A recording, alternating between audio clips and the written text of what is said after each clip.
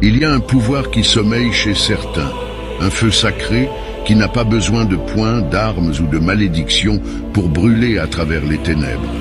Ce sont les élus, pas seulement des personnes, mais des incarnations du divin enveloppées dans une forme mortelle. Ils paraissent souvent ordinaires, parlent doucement et vivent humblement. Mais en eux réside un pouvoir ancien que le monde n'est pas prêt à recevoir. Ce sont des guerriers spirituels déguisés en étrangers dans votre vie. Incompris, ignorés, repoussés en marge, ridiculisés pour leur calme et craints pour des raisons que même leurs ennemis ne peuvent pleinement comprendre. Ces êtres n'ont pas besoin du chaos pour triompher. Ils n'ont pas besoin de violence pour conquérir. Lorsqu'on les provoque, ils ne réagissent pas avec violence. Lorsqu'on les insulte, ils ne ripostent pas. Parce qu'ils savent que le véritable pouvoir n'est pas bruyant. Il n'est pas désordonné. Il n'est pas émotionnel. Il est silencieux, précis et divin. Et lorsque ce pouvoir dormant s'éveille, lorsque le moment est venu, ces âmes n'ont pas besoin de lever le petit doigt. Elles démantèlent les illusions, brisent les façades égoïques et exposent la corruption intérieure, non pas avec rage, mais avec énergie, avec vérité, avec silence. Elles peuvent faire s'effondrer un empire simplement en s'éloignant. Elles peuvent briser un homme sans jamais élever la voix. Si vous en avez déjà rencontré un, vous savez que ce n'est pas leur colère qui vous détruit, c'est leur absence. Leur silence est une épée, leur éveil est un jugement, et leur énergie est un verdict enveloppé de lumière. Avant que nous plongions dans la tempête spirituelle du message d'aujourd'hui, je veux que vous fassiez une pause, que vous respiriez, et que vous preniez conscience de ce moment. Vous n'êtes pas tombé sur cette vidéo par hasard. Un timing divin vous a conduit ici. Si vous cherchiez des réponses, de la clarté, une confirmation, la voici. Le message qui suit n'est pas seulement une information, c'est une activation spirituelle, et si votre cœur est ouvert, il vous transformera. Alors je vous invite à vous abonner si votre âme aspire à la vérité dans un monde d'illusions. Abonnez-vous si vous croyez au but, à la justice divine et au pouvoir spirituel qui transcende le monde matériel. Et si ce message vous est parvenu au moment parfait, tapez 1111 en commentaire comme un signal à l'univers, une déclaration que votre esprit est prêt, prêt pour la vérité, prêt pour la transformation, prêt à s'élever. Faites savoir aux cieux que vous êtes alignés avec le timing divin. Vous ne fuyez pas la tempête, vous devenez la tempête. Leur silence est plus fort que vos cris. Un élu ne gaspille jamais son énergie dans des disputes mesquines. Vous pouvez l'insulter, le provoquer, le manipuler, mais jamais vous ne l'entraînerez dans votre chaos. Il ne réplique pas, il ne rivalise pas, il ne crie pas pour se faire entendre. À la place, il se tait.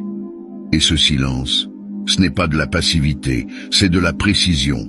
C'est une arme bien plus puissante que les mots. Ce silence vous renvoie votre propre âme.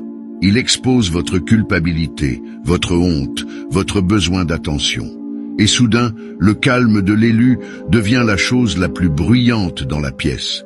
Il commence à vous ronger, non pas parce qu'il a dit quelque chose, mais parce qu'il n'a rien dit.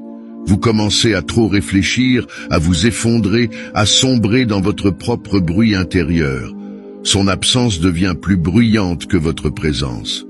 Et le pire, il n'a jamais eu à lever le petit doigt. C'est la guerre spirituelle à son plus haut niveau, désarmer l'ennemi avec une indifférence divine. 2. Leur énergie dévoile tous les démons que vous cachez.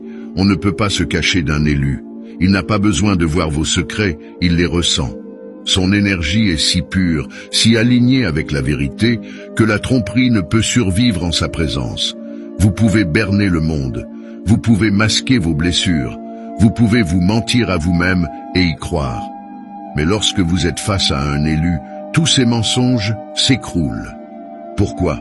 Parce qu'il ne vous juge pas. Il vous révèle. Sa simple existence force vos ombres à remonter à la surface. Chaque démon que vous avez refoulé, chaque dépendance que vous avez cachée, chaque traumatisme que vous avez ignoré, refait surface.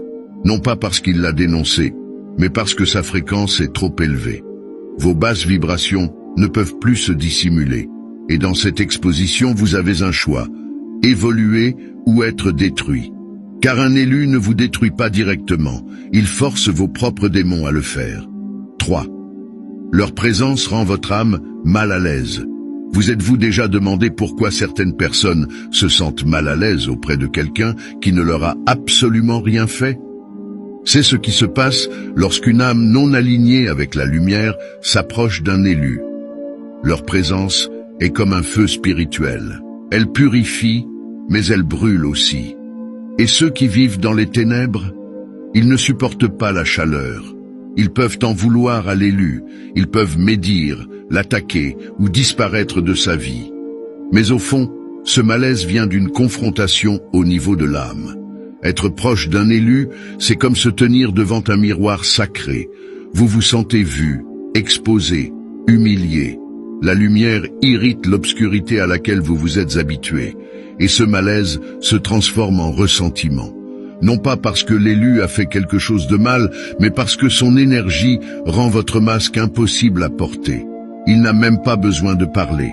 Son silence vous accuse, sa pureté vous fait honte, sa paix déstabilise votre chaos. Voilà pourquoi certaines personnes fuient.